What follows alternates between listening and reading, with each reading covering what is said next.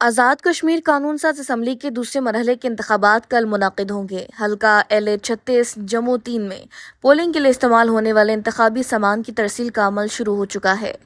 مزید تفصیلات جانتے ہیں RO آفس میں موجود سیالکوٹ انفارمیشن سے مدثر رتو۔ جی مدثر، تفصیلات سے آگاہ کیجیے گا۔ قانون اساس اسمبلی LA-36 جموں 3 کے ہونے والے الیکشن کے سلسلہ میں میں موجود ہوں RO آفس سیالکوٹ میں، جہاں پر پرزائڈنگ آفیسر کو اسٹیشنری کا سامان کی ترسیل کا عمل جاری ہے۔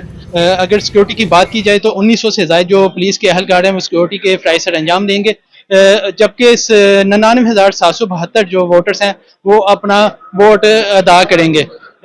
اگر میں بات کروں کہ امیدوار کتنے ہیں تو امیدوار 13 ہیں، جس میں سے 2 کانٹے دار مقابلہ ہوگا، جس میں پاکستان مسلم لیگ نون کے احسن حافظ رضا اور پاکستان پیپل پارٹی کے احسن اسماعیل گجر کے درمیان کانٹے دار مقابلہ کیا جائے گا۔